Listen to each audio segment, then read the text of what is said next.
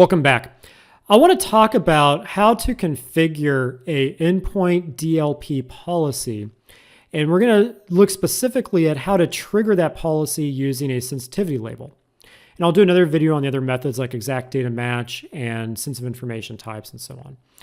So within compliance.microsoft.com, we're going to click on policies, and then we're going to click on data loss prevention, and then we're going to create a policy. Now I've already created one, so let's go ahead and take a look at my existing policy. And the locations for this existing policy, I've turned off everything except for devices. Now what Microsoft has done here is they've given me the ability to have one policy that rules across all of these locations. But what this is saying that any Windows 10 device that's either Azure AD joined or hybrid joined, for any device, any user that logs into that Windows 10 device, this policy will be applied. Now, what's super interesting here is I can be selective and say, well, hey, if Adele signs into that device, then apply the policy, but nobody else. Or I can have an exception policy. But we're just going to choose all devices. And then by default, this is going to give you two rules, a low and a high. I don't want that for my purposes, so I deleted both of those and created a new one. And let me show you the rule that I created. So my DLP rule here for conditions is I'm doing two things, a custom sensitive information type, which I'll talk about in the next video, and then I'm applying I'm looking at a sensitivity label. So this is saying that if the file has a sensitivity label called Project Falcon applied to it, that meets the condition to apply the policy. So let me show you about what that label looks like. We're going to go to compliance.microsoft.com, click on Show More, and then go down the bottom here and go to Information Protection. And then under Labels, we're going to click on Project Falcon, which is my existing label. So you'd have to create your own label if you want to do this. And I'm going to click on Edit Label. And then in here, my scope is to files and emails. And then I'm having it encrypt any file that this is applied to and also mark the content of that file. Now, what's interesting about this is not really Endpoint DLP at this point. This is a sensitivity label that encrypts the file no matter where it goes. It lives in the metadata of the file. So I can email it to you, and unless you have my identity and you have explicit permissions, you won't be able to open it. It's encrypted. And that's the idea, is allow it to live everywhere, but yet be protected. Now, that does give me a second layer of protection or a second ply in my tinfoil hat when it comes to Endpoint DLP, which I'll talk more about here in just a moment. Okay, so for files and emails, we're going to set up encryption. I'm going to have it assign permissions. I'm going to leave it at the defaults for now. I'll do another video on all these settings at some point. I'm going to assign my permissions to the file, so basically anybody in my domain can view it. And then I'm going to mark the content up here. And I'm going to tell it to add a watermark for Project Falcon, add a header, and add a footer. And then just for kicks, I'm going to have an auto label. So anytime somebody types in the keyword Project Falcon using the sensitive information type, it'll automatically get applied. I'll do another video on all of this. It's kind of out of the context here of Endpoint DLP. And then from there, I'm going to wrap this up and create the label. Now, once the label is created, when I go into my Endpoint DLP policy and I go to add a sensitivity label, it will show up in this list. And there's Project Falcon. So I've gone ahead and added it. And if I scroll down, I can have an exception process, but I don't want to do that for now. But if your business rules dictate this, then obviously you could do it. And then under Actions, this is where I could tell it how do I want it to respond. Now, because I'm only applying the policy to an endpoint, I'm only going to have actions for Windows devices. But if I'm applying this to SaaS apps and Teams and OneDrive and SharePoint, I'll have a lot more available here. So I'm going to go ahead and audit or restrict activities. I'm going to check that box. And for each one of these activities, I'm going to block it. Now, I'll show you later in this video what override looks like, but let's just choose block for all these different activities. And then for user notifications, I'm going to turn those on and let the user know they violated a policy. And I can always customize the email as well. And then again, I'll come back to user overrides in a moment. And I'm going to create an incident report. I'm going to set it to low.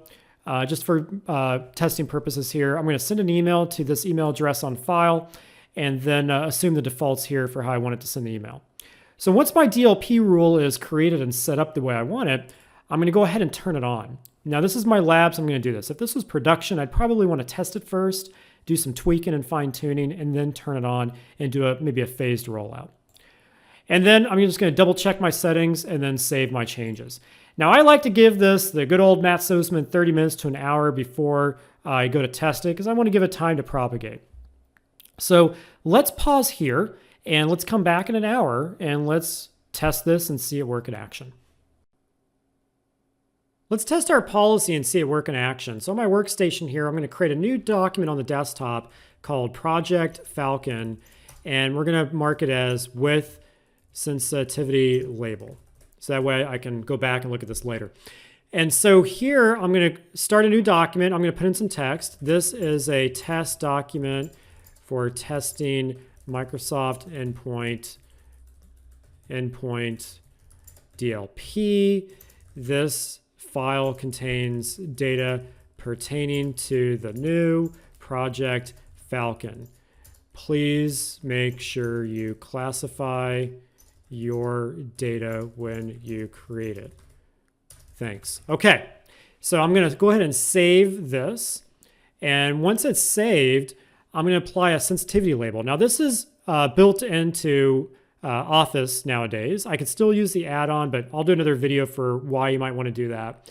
Notice I'm having it apply the general label automatically. So that means that if this general label was applying any kind of encryption, well, I don't have a choice. When I go to create content, it has to encrypt it and it has to apply a classification label. That's super important because that's my other layer of defense here. Now, I'm going to go ahead and choose Project Falcon to apply that label, and it applies my markings like we saw in the policy. It does encrypt it as well, and let's go ahead and save it. Now, at this point, let's test out Endpoint DLP. So when I do some of these tests, you're going to see in the lower right-hand corner some toast notifications pop up, let me know that I violated the policy. So let's start with going to print this. So I'm going to try to print. Boom, stopped my tracks. Violated the policy. Down here in the lower right-hand corner, I've got a toast notification. Data loss prevention, your organization's policy, printing while Project Falcon with sensitivity label.doc is open is not allowed. Okay, so I can't print it. All right, let's try something else here. Let's try to copy data out of it. So I'm going to copy this body of text. Let's open up Notepad. And let's try to paste it. Look at that. It blocks me when I try to paste it. And again, I get copying while Project Falcon with sensitivity label.doc is open is not allowed. So again, I cannot copy the data out of this protected file and into Notepad. All right, let's take this a step further. I'm being a little nefarious here. I'm feeling lucky. I have a USB stick plugged into this computer. Let's try to copy this guy over to the USB stick. Boom, stopped my tracks. Saving to removable media with Project Falcon with sensitivity label.doc is open is not allowed. So again, I'm not able to do that. What else? Let's try to upload it to a non-approved application. Here's my personal email through Yandex. Let's go ahead and compose a new message, and let's try to attach this file to the message. So let's browse out here. There it is. Boom, stopped my tracks. Look at this. Your organization prevents you from uploading the file to this location. So I cannot upload it. Now that's using the new Chromium Edge. What if I want to use Google Chrome? Well, let's try to do it there as well.